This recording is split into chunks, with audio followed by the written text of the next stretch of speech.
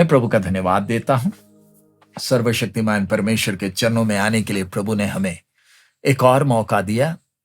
आज हम लोग अगले भविष्यद्वक्ता और उसका जीवन देखने जा रहे हैं, लेकिन उससे पहले पिछले सप्ताह जैसे हम लोग भविष्यद्वक्ता के जीवन जोएल को हम देख रहे थे, उस समय मैंने कहा था कि आजकल मसीह शादियों में गाउन पहनने की जो प्रथा चल रही है, तो उस विषय में कईयों को कुछ सवाल भी हैं। प्रभु की मर्जी है तो शादी के समारोह उसको कैसे पवित्र रखना है, उसकी बारीकियों के विषय में मैं एक और संदेश हम अपलोड कर रहे हैं। आप उसको सुन सकते हैं ताकि आप उस बात की गंभीरता को समझें। शादी या विवाह ये सिर्फ एक समारोह नहीं है, 1 घंटे 2 घंटे का प्रोग्राम नहीं है। ज्यादातर लोग इसे सिर्फ प्रोग्राम के तौर पर, समारोह के तौर पर देखते हैं।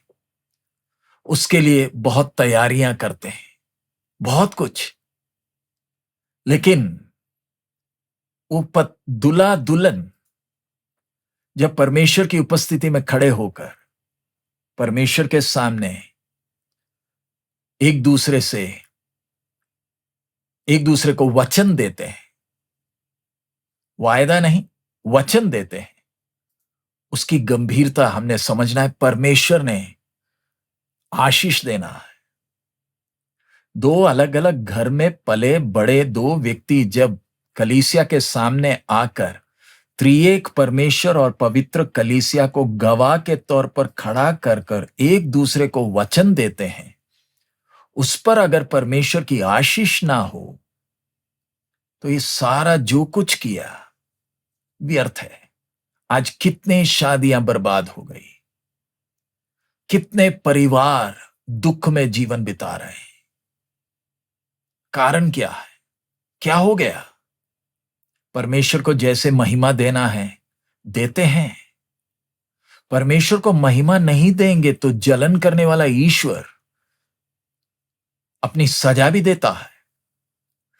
इसलिए मैं और आप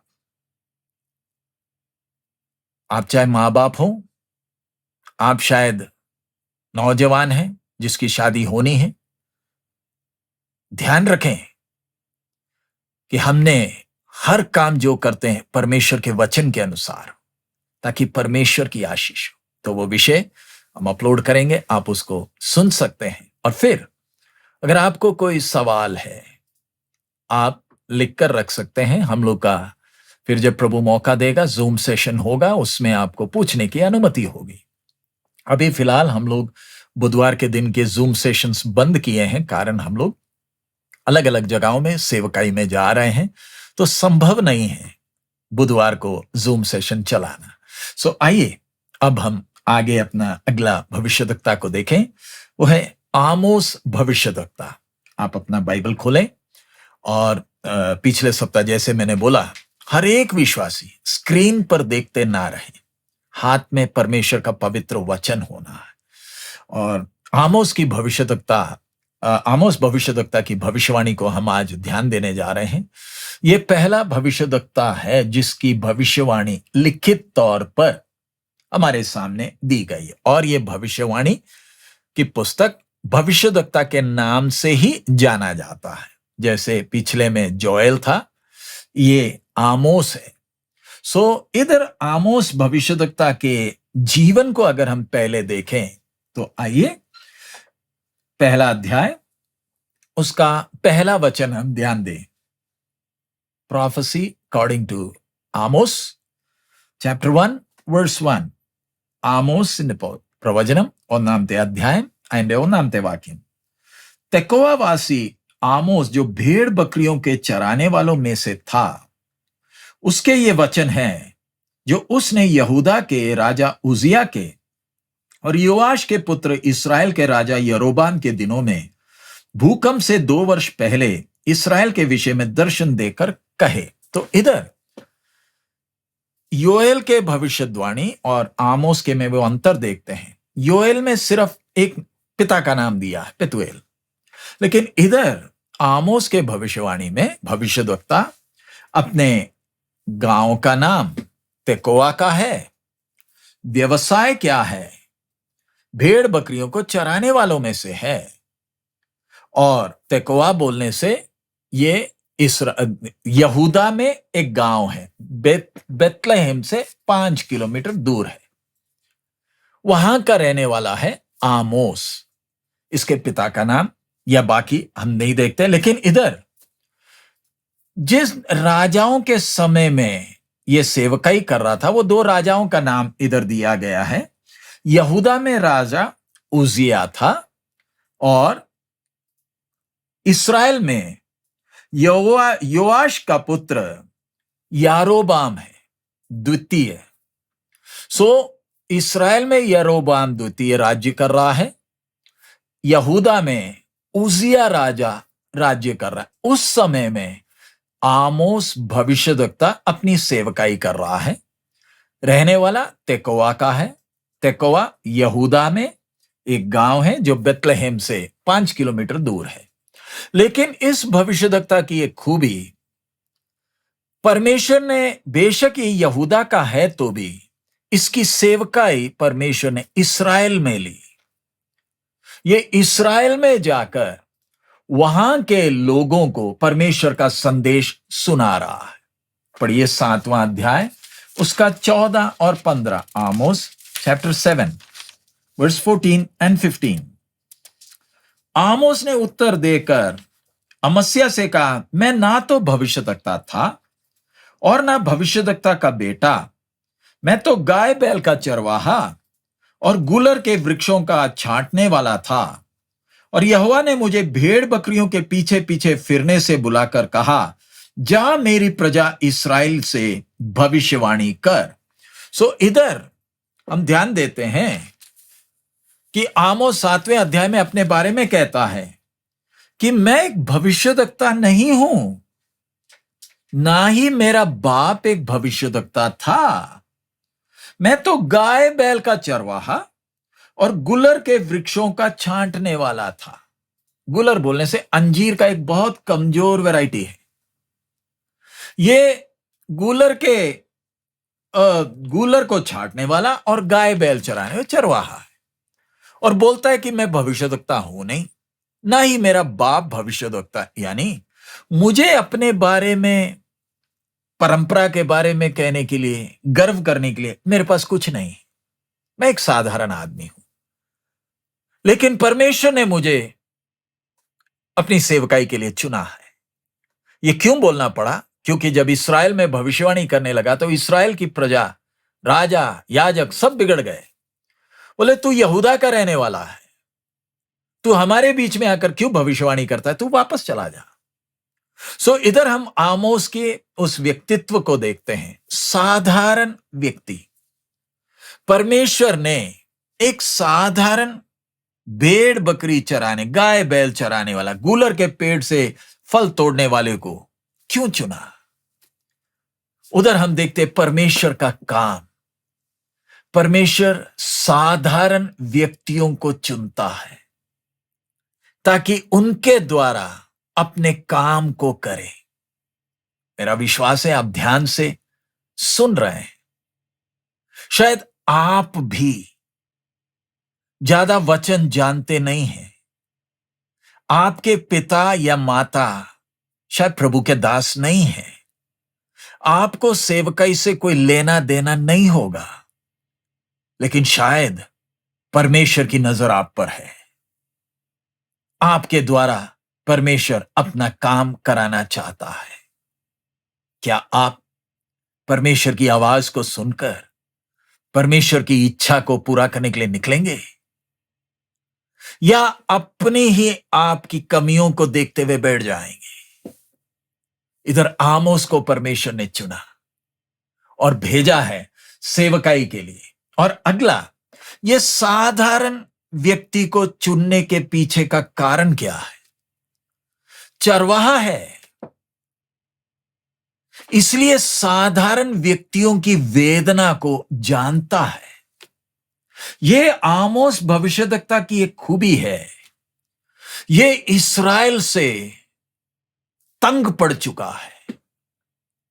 क्यों तंग पड़ चुका है? कारण क्या है? उस समय यरोबोआम इस्राएल में राज्य कर रहा है। अब उस समय की राजनीतिक स्थिति को अगर हम देखें, यरोबोआम के समय में, द्वितीय के समय में, आसपास के असूरी, आरामी, फिलिस्ती, बाकी सारे कमजोर पड़ गए हैं। आसपास के सारे राज्य कमजोर पड़ गए हैं। उनमें अब हिम्मत नहीं है इस्राएल से लड़ने के लिए। इसलिए यरोबोआम के समय में इस्राएल पूरे ताकत में, सुलेमान के समय में जैसे था वैसे यरोबोआम ने इस्राएल की सीमाओं को बढ़ाया। धन दौलत है, सैन्य ताकत है, सारा कुछ है, किसी बात की कमी नहीं। अब लड़ाई का कोई भय भी नहीं।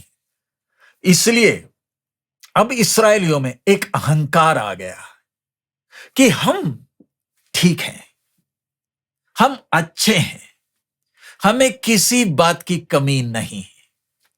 ऐसी सोच रखते हुए वे अपने ही लोगों को सताते हैं। वो कैसे?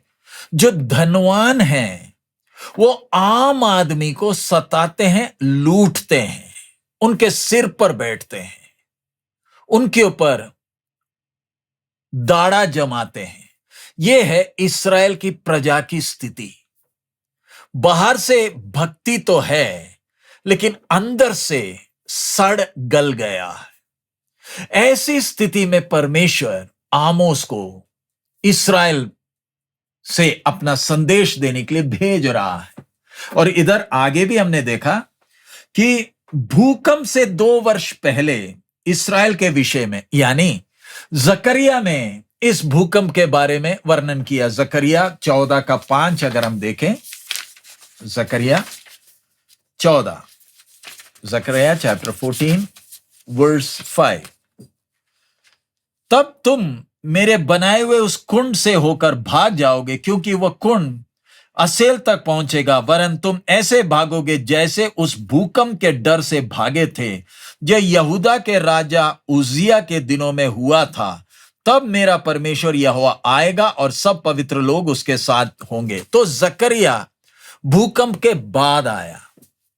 ये उजिया राजा के समय में भूकंप आया था, लेकिन आमोस भविष्यवाणी करने वक्त अब वो भूकंप से 2 साल पहले की भविष्यवाणी है। सो राजा कौन कौन है? भूकंप जो आ रहा है उससे पहले का वो समय भी आमोस बता रहा है। क्यों? ताकि मालूम चल जाए उस समय लोगों की परिस्थिति क्या है, यह संदेश के पीछे का संदर्भ क्या है। इसलिए ये सारी बातें लिखी हुई हैं। अब आगे उसका दूसरा वचन, आमोस पहला अध्याय उसका दूसरा वचन हम ध्यान दे रहे हैं। यहोवा सियोन से गरजेगा और यरूशलेम से अपने शब्द सुनाएगा।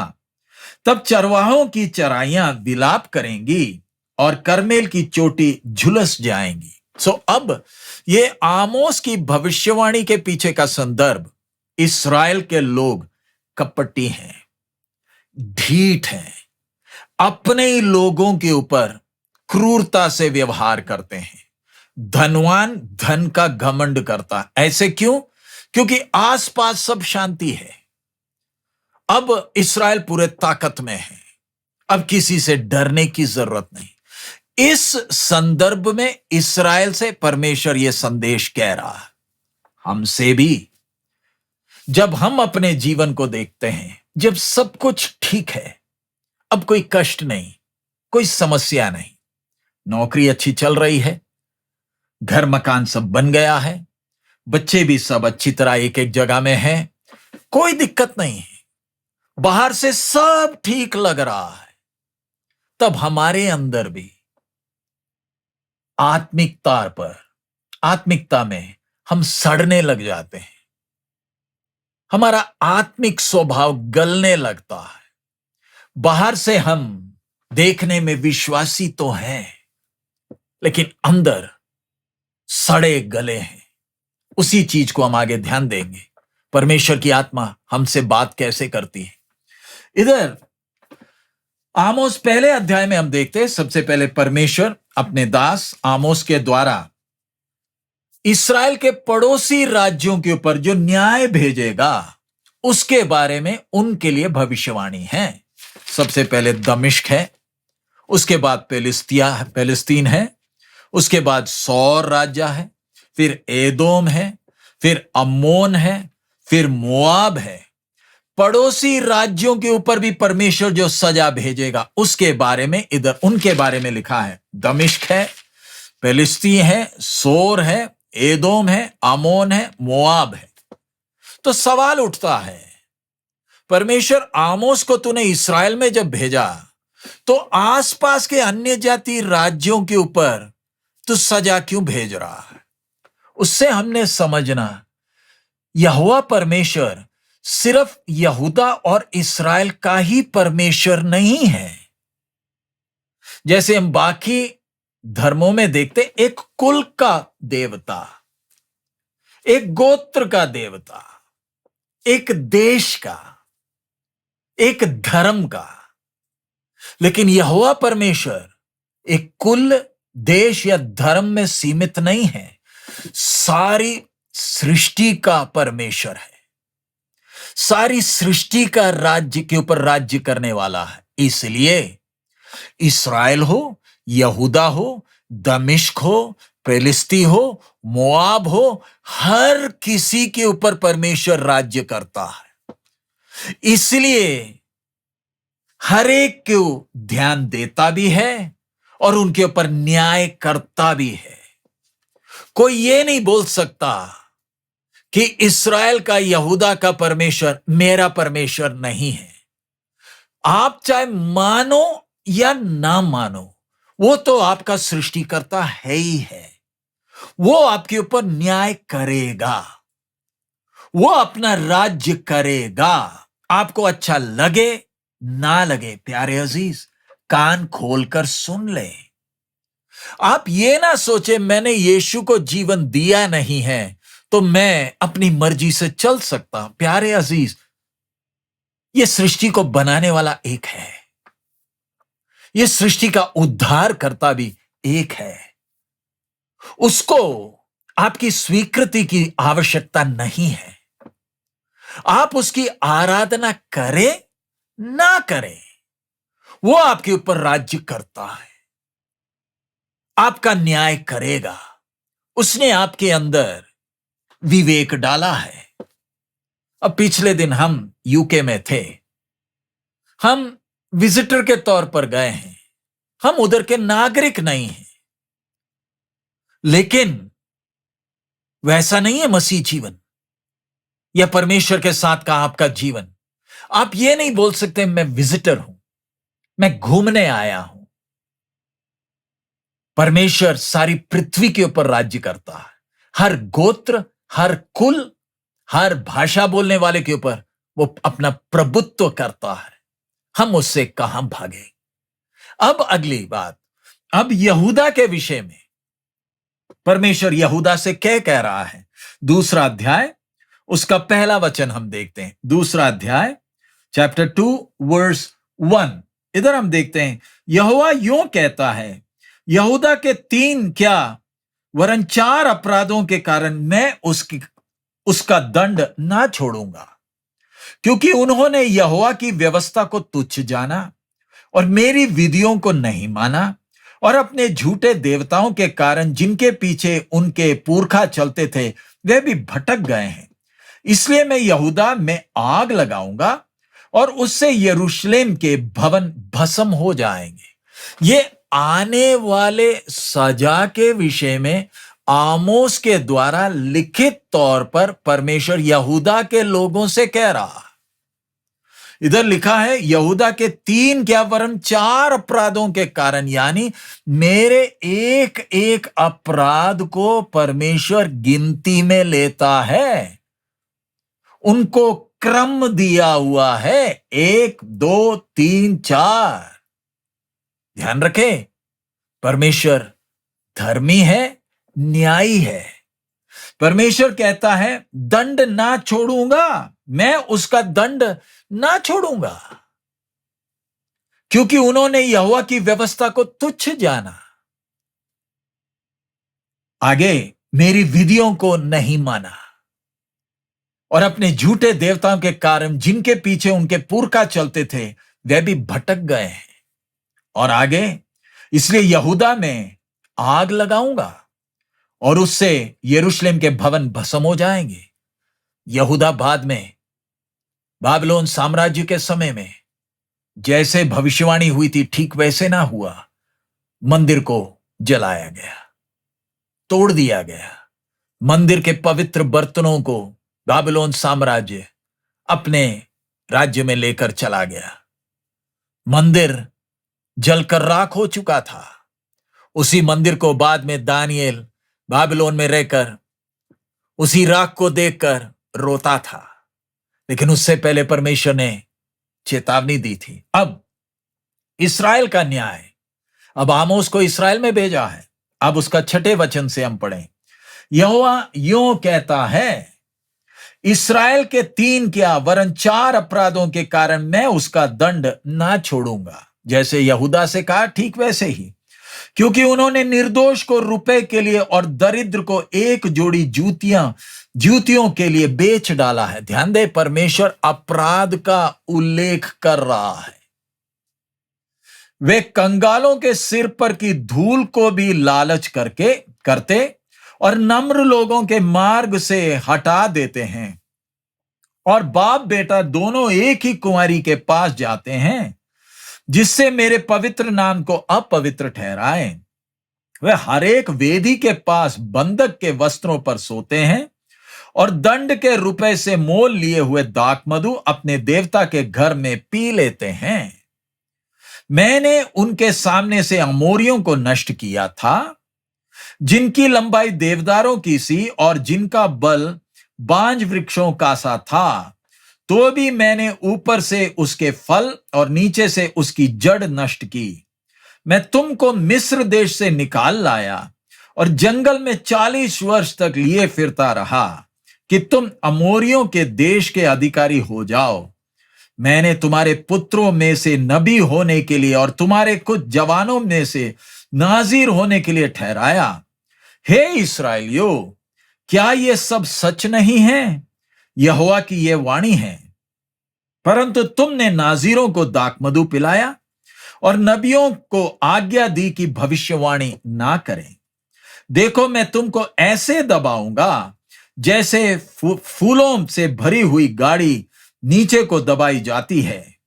इसलिए वेग दौड़ने वाले को भाग जाने का स्थान ना मिलेगा और सामर्थी का सामर्थ कुछ कम काम ना देगा, और ना पराक्रमी अपना प्राण बचा सकेगा। धनुधारी खड़ा ना रह सकेगा और फुर्ती से दौड़ने वाला ना बचेगा।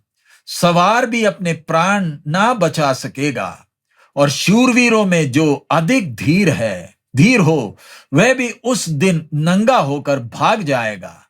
यहोवा की यही वाणी है। इधर ध्यान दे, परमेश्वर चेतावनी कैसे दे रहा। इस्राएली कैसे परमेश्वर की व्यवस्था को, परमेश्वर के वाचा को तुच्छ समझकर कैसे अन्याय करते हैं। संक्षिप्त में कहे तो बाहर से तो अच्छे हैं, अंदर सड़े गले हैं। सोच कैसी है। इधर बाकी भविष्यद्वक्ता और आमोस में फर्क क्या है? बाकी भविष्यद्वक्ता इस्राएल के लिए छुटकारा और आशीष का प्रचार तो करते हैं उनके भविष्यवाणी में, लेकिन आमोस के में आखिरी अध्याय 9वें अध्याय में 4-5 आयत में ही छुटकारे और आशीष की बातें। बाकी पूरा इनके चाल चलन, इनके सोच, उसको देखकर परमेश्वर इनको चेतावनी दे रहा है। आगे हम देखते हैं, मैं वो पूरा अध्याय पढ़ नहीं रहा। आगे हम लोग इसके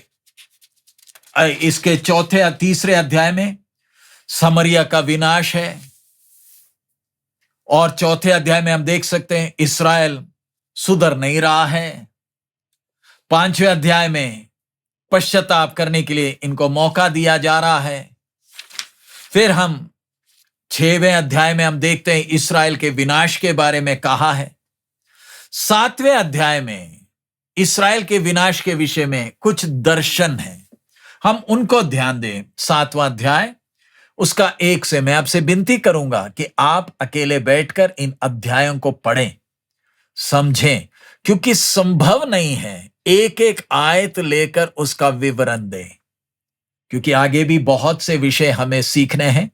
आप इन भविष्यवाणी के अध्यायों को पढ़ें, प्रार्थना के साथ पढ़ें, समझने का प्रयास करें। अब 7वें अध्याय में हम देखते हैं परमेश्वर यहोवा ने मुझे यह दिखाया और मैं क्या देखता हूं कि उसने पिछली घास के उगने के आरंभ में टिड्डियां उत्पन्न की और वह राजा की कटनी के बाद की पिछली घास थी। जब वह घास खा चुकी तब मैंने कहा, हे परमेश्वर यहोवा, क्षमा कर, नहीं तो याकूब कैसे स्थिर रह सकेगा, वह कितना निर्बल है।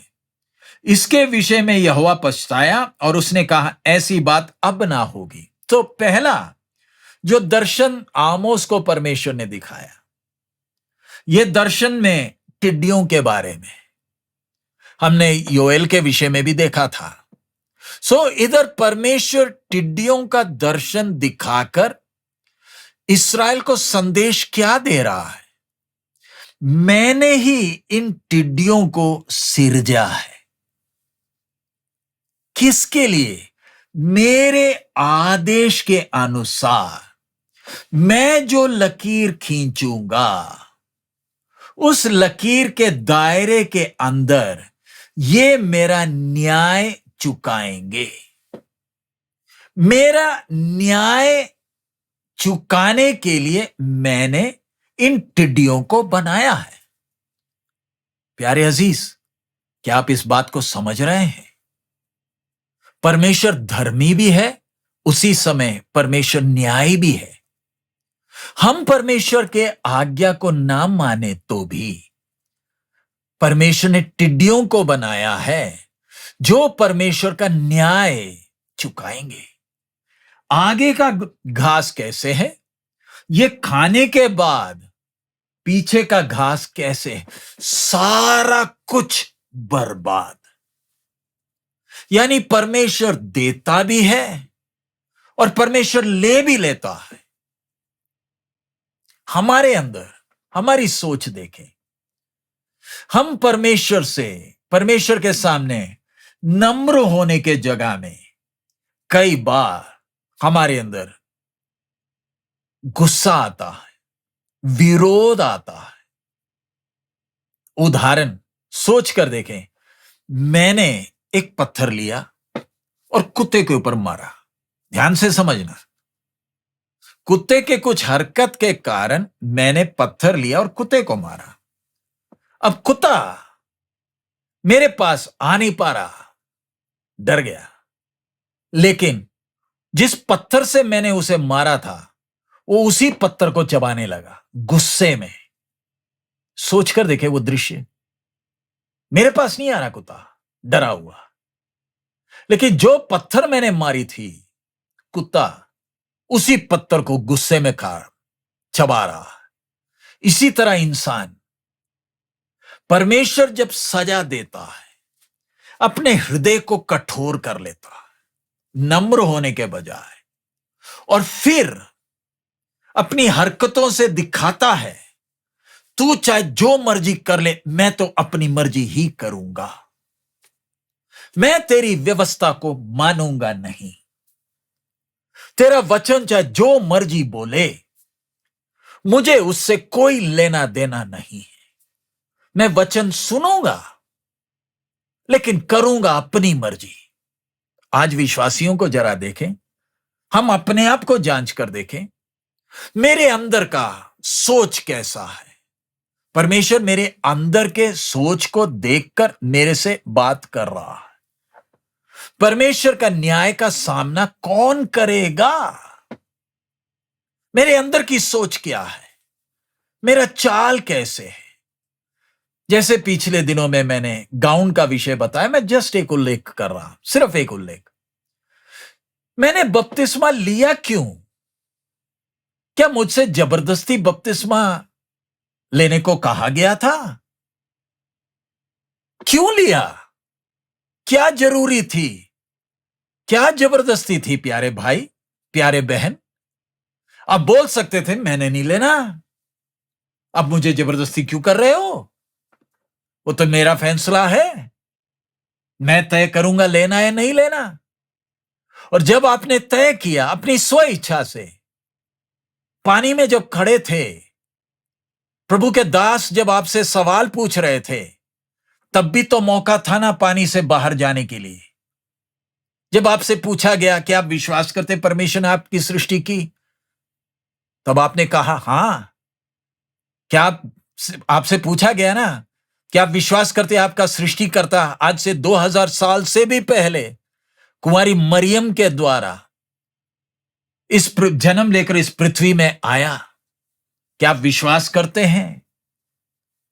फिर पूछा गया ना, क्या प्रभु यीशु मसीह जो कुंवारी मरियम के द्वारा इस पृथ्वी में आया, मनुष्य का रूप धारण किया, 33.5 साल निष्कलंक जीवन बिताकर आपके पाप के लिए क्रूस के ऊपर जान दिया? आपने कहा ना हां।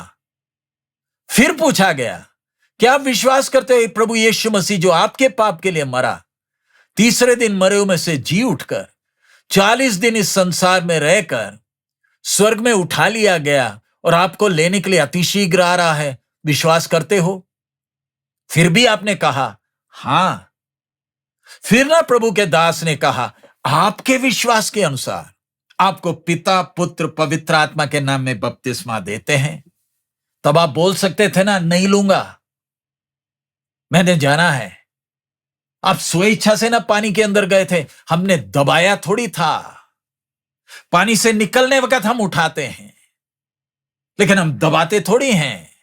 आप खुद ना पानी के अंदर गए थे। क्यों? दिखावा था? परमेश्वर का मजाक उठा रहे थे? यही ना बोल रहे थे, हे दुनिया अलविदा, हे शैतान तेरे को अब मेरे शरीर के ऊपर कोई हक नहीं। और स्वर्ग से क्या कहा? पिता ये शरीर आपको मैं सौंप रहा हूं। पानी, लहू, आत्मा, 3 गवाह हैं। लहू, पानी, आत्मा, 3 गवाह हैं आपके बपतिस्मा के लिए। और उसके बाद अगर आप दुनियादारी करोगे तो टिड्डियों को बनाने वाला है, टिड्डियों को बनाने वाला है। पहला दर्शन वही है। अगला 4था वचन, परमेश्वर यहोवा ने मुझे यह दिखाया, और क्या देखता हूं कि परमेश्वर यहोवा ने आग के द्वारा मुकदमा लड़ने को पुकारा, और उस आग से महासागर सूख गया और देश भी भस्म होने लगा था। तब मैंने कहा, हे परमेश्वर यहोवा रुक जा, नहीं तो याकूब कैसे स्थिर रह सकेगा, वह कैसे निर्बल है। इसके विषय में भी यहोवा पछताया, और परमेश्वर यहोवा ने कहा, ऐसी बात फिर ना होगी। अगला दर्शन में क्या है? आग। टिड्डी और आग में फर्क क्या? टिड्डी तो खा जाएगी, फिर उगाएगा, लेकिन आग, आग में तो इधर लिखा है कि उस आग से महासागर सूख गया, देश भी भस्म होने लगा। यानी तत्व तत्व भी अलग हो गए। आग की खूबी चीज को पूरा का पूरा अंदर बाहर भस्म कर डालेगा। टिड्डी तो ऊपर से खाएगी, जमीन के नीचे थोड़ी, लेकिन आग तो अंदर बाहर पूरा। प्यारे अजीज, परमेश्वर का न्याय कितना भयानक है। अगर मैं कपटी होकर चलूं तो क्या मैं परमेश्वर के न्याय के लिए योग्य बर्तन नहीं बना? भस्म कर डालेगा। समुद्र सूख गया, महासागर सूख गया। अंत में सफेद सिंहासन के बाद जिसके सामने सारे पापी आएंगे। सफेद सिंहासन के सामने विश्वासी नहीं, सारे पापी जब आएंगे, ये पृथ्वी, हमारा एक खूबसूरत पृथ्वी को आग से भस्म करेगा। एक नया आकाश, नई पृथ्वी आएगी। परमेश्वर का न्याय बख्शेगा नहीं प्यारे अजीज। भस्म करने वाली आग की उपस्थिति में हम हैं।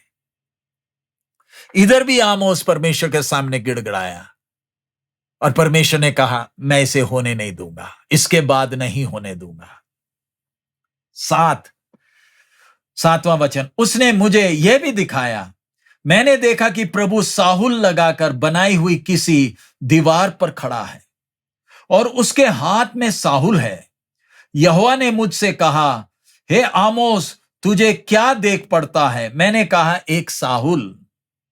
तब परमेश्वर ने कहा, देख, मैं अपनी प्रजा इस्राएल के बीच में साहुल लगाऊंगा। मैं अब उनको ना छोड़ूंगा। इसहाक के ऊंचे स्थान उजाड़ और इस्राएल के पवित्र स्थान सुनसान हो जाएंगे और मैं यरोबाम के घराने पर तलवार खींचे हुई चढ़ाई करूंगा। अब तीसरा, टिड्डी, आग के बाद साहुल। मेरा विश्वास है आप जानते हैं साहुल होता क्या है। उसका एक चित्र आपके सामने हम दिखा रहे हैं। यह साहुल इस्तेमाल किया जाता है दीवार बनाने के लिए और दीवार को तोड़ने के लिए भी।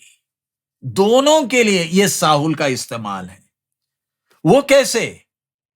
यह दीवार जब खड़ी होती है बिल्कुल सीधी होनी चाहिए। नीचे का पत्थर और ऊपर का पत्थर या ईंट नीचे से बिल्कुल सीधा होना। परमेश्वर अपनी कलीसिया को बनाते वक्त या इस्राएल को हम देखें, व्यवस्था को रखकर बना रहा है। तुमने इसके अनुसार खड़े होना है। व्यवस्था वो असूल है, वो सिद्धांत है। थोड़ा सा भी दाएं या बाएं नहीं, उसी के सीध में खड़े होना है। कलीसिया, मसीह का जीवन हमारे लिए एक उदाहरण है। उस जीवन को देखकर वचन के अनुसार मैंने उस सीध में खड़े होना है। थोड़ा सा भी बाहर टेढ़ा हुआ तो हथौड़ा है, मरेगा। जिसके कान हैं वो सुन ले प्रभु की आवाज क्या कहती है। परमेश्वर के आत्मा के हाथ में वो साहुल है, नापेगा। इसलिए डरते कामते हुए अपना उद्धार का काम कर लेना, अपनी मर्जी से नहीं। आज हमारे साथ मुसीबत क्या हो गई? हम बोलते हैं अनुग्रह का समय है, अब हम व्यवस्था से आजाद हो गए, अब व्यवस्था से कोई लेना देना नहीं। प्यारे अजीज, मत्ती 5:17 में प्रभु यीशु खुद ही कहता है, मैं व्यवस्था को पूरा करने आया, उसे हटाने नहीं आया। उसकी एक बिंदु भी नहीं हटेगी। हम तो बोल दिए प्रभु यीशु क्रूस पर जान दिया, व्यवस्था से फुर्सत, अब कोई नहीं, अब हम फ्री। अनुग्रह का युग है, जैसे मर्जी चल सकते हैं। प्रभु प्यार है, प्रभु अनुग्रहकारी है, प्रभु करुणा निदान है। ऐसा है क्या? व्यवस्था खत्म। शास्त्रियों ने प्रभु से जब पूछा सबसे बड़ी आज्ञा क्या है, तब जवाब क्या था? तू अपने परमेश्वर को पूरे तन मन से प्यार करना, पूरी लगन से प्यार करना। नंबर 2, अपने पड़ोसी से अपने जैसे प्यार करना। ये पूरी व्यवस्था का सार है। और हम बोलते हैं हम व्यवस्था से फ्री हो गए। परमेश्वर को तो प्यार करते हैं, पड़ोसी के साथ। हमारे बहुत सारे विश्वासी हैं, प्रभु को प्यार करते हैं। प्रभु के दास लोग भी हैं, दासी भी हैं। प्रभु को बहुत प्यार है, लेकिन एक दूसरे से बनती नहीं है। एक दूसरे से बनती नहीं है। उस विश्वासी की गलती, इसकी गलती, उसकी चुगली, इस पादरी की चुगली, उस विश्वासी की चुगली। व्यवस्था क्या कह रहा? और हम क्या कर रहे हैं? क्या ये पाखंड की निशानी नहीं? सामने वाले का सोच मेरे सोच से मेल नहीं खाता है, तो क्या मैं उससे नफरत करूंगा? क्या मैं उसके विषय में अनाप शनाप कहूंगा? मेरा दूसरों के साथ बनता क्यों नहीं? मैं ये पाखंड कब तक करूंगा? परमेश्वर की आत्मा ये पाखंडियों से बात कर रही है। बाहर से तो बहुत भक्ति, अंदर से तू सड़ा गला है। तू अपने ही लोगों के साथ तू अन्याय कैसे करता है? अपने ही विश्वासी भाई बहनों के साथ तू अन्याय कैसे करता है? प्रभु के दास दासी, विश्वासी के साथ तू अन्याय करता कैसे है? इधर ये वचन सुनने के बाद 10वां वचन, तब बेतेल के याजक अमस्या ने इस्राएल के राजा यरोबाम के पास कहला भेजा, आमोस ने इस्राएल के घराने के बीच में तुझ से राजद्रोह की गोष्ठी की है।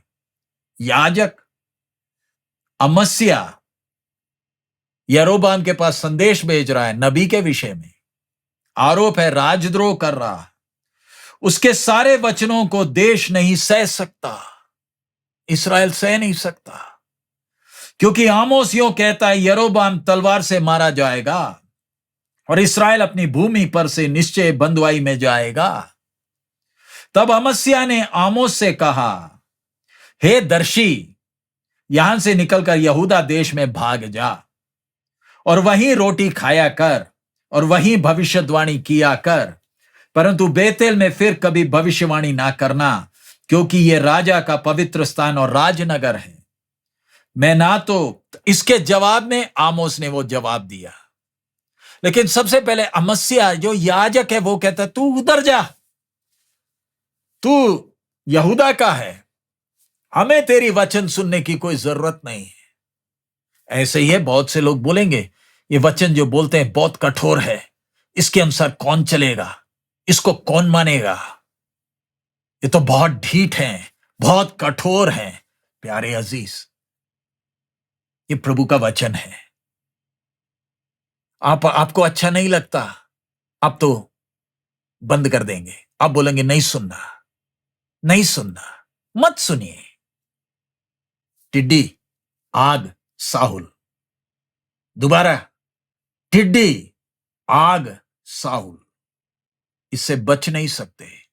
अगर दमिश्क को, मोआब को, फिलिस्ती को, आरामी को नहीं बख्शा, तो कलीसिया को कहा? प्यारे भाई और बहन, हम अपने आप को जांचें। आमोस बोलता है, मैं कोई भविष्यद्वक्ता थोड़ी हूं, मुझे जो परमेश्वर ने संदेश दिया मैंने आप तक पहुंचा दिया है। इसलिए हम उसके 15 से पढ़ते हैं, और यहोवा ने मुझे भेड़ बकरियों के पीछे पीछे फिरने से बुलाकर कहा, जा मेरी प्रजा इस्राएल से भविष्यवाणी कर। इसलिए अब तू यहोवा का वचन सुन। अमस्या, तू सुन। तू कहता है इस्राएल के विरुद्ध भविष्यवाणी मत कर और इसहाक के घराने के विरुद्ध बार बार वचन मत सुना। इस कारण यहोवा यूं कहता है, तेरी स्त्री नगर में वेश्या हो जाएगी और तेरे बेटे बेटियां तलवार से मारी जाएंगी और तेरी भूमि डोरी डालकर बांट ली जाएगी और तू आप अशुद्ध देश में मरेगा और इस्राएल अपनी भूमि पर से निश्चय बंधुआई में जाएगा। परमेश्वर का संदेश साफ साफ सुना दिया है, निश्चय जाएगा। 8वें अध्याय में पहला वचन, परमेश्वर यहोवा ने मुझको यूं दिखाया कि धूप काल के फलों से भरी हुई एक टोकरी है। उसने कहा, हे आमोस, तुझे क्या देख पड़ता है? मैंने कहा, धूप काल के फलों से भरी एक टोकरी। तब यहोवा ने मुझसे कहा, मेरी प्रजा इस्राएल का अंत आ गया है, मैं अब उसको और ना छोड़ूंगा। परमेश्वर यहोवा की वाणी है, उस दिन राज मंदिर के गीत हाहाकार में बदल जाएंगे और शवों का बड़ा ढेर लगेगा और सब स्थानों में वह चुपचाप फेंक दिए जाएंगे। फलों का टोकरी का मतलब न्याय का, कटनी का समय आ गया, ये होने जा रहा है। साफ साफ संदेश सुना दिया। चौथा वचन, ये सुनो तुम जो दरिद्रों को निगलना और देश के नम्र लोगों को नष्ट करना चाहते हो, जो कहते हो नया चांद कब बीतेगा कि हम अन्न बेच सकें, विश्राम दिन कब बीतेगा कि हम अन्न के खत्ते खोलकर एपा को छोटा और शेकेल को भारी कर दें, और छल से दंडी मारे कि हम कंगालों को रुपए देकर और दरिद्रों को एक जोड़ी जूतियां देकर मोल लें और निकम्मा अन्न बेचें। आगे आप खुद ही पढ़ सकते हैं कि कैसे परमेश्वर का न्याय इस्राएल के ऊपर परमेश्वर ने सुनाया, और जैसे कहा था वैसे ही पूरा भी हुआ। प्यारे अजीज, 9वां अध्याय का 13वां वचन से मैं पढ़ रहा हूं। यहोवा की यह भी वाणी है, देखो ऐसे दिन आते हैं कि हल जोतने वाला लवने वाले को और दाख रोंदने वाला बीज बोने वाले को जा लेगा, और पहाड़ों से नया दाख मधु टपकने लगेगा, और सब पहाड़ियों से वह निकलेगा। मैं अपनी प्रजा इस्राएल के बंदियों को लौटा ले आऊंगा, और वे उजड़े हुए नगरों को सुधार कर उनमें बसेंगे। वे दाख की बारियां लगाकर दाख मधु पिएंगे और बगीचे लगाकर उनके फल खाएंगे। मैं उन्हें उन्हीं की भूमि में बोऊंगा, और वे अपनी भूमि में से जो मैंने उन्हें दी है फिर कभी उखाड़े ना जाएंगे। तुम्हारा परमेश्वर यहोवा का यही वचन है। ये अंत में आमोस कहता है, बंधुआई में तो जाओगे लेकिन वापस लेकर आएगा। उसका मतलब वाचा बांधा है, वाचा बांधने वाला विश्वास योग्य है। लेकिन प्यारे अजीज, परमेश्वर के वचन को अगर आप तुच्छ समझेंगे, अपनी मनमर्जी करेंगे, है नौजवान, तेरे को जैसे चलना चल ले, लेकिन ध्यान रख, हिसाब देने का दिन ज्यादा दूर नहीं, फिर रोना नहीं। आइए हम अपने सिरों को झुकाएं, प्रार्थना करें। आमोस भविष्यद्वक्ता और उसकी भविष्यवाणी। मेरे से प्रभु क्या कहता है, मेरा चाल चलन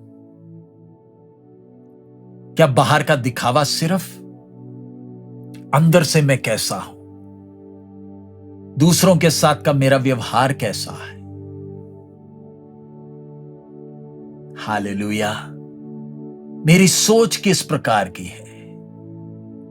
एक साधारण चरवाहे को परमेश्वर ने इस्राएल में भेजा,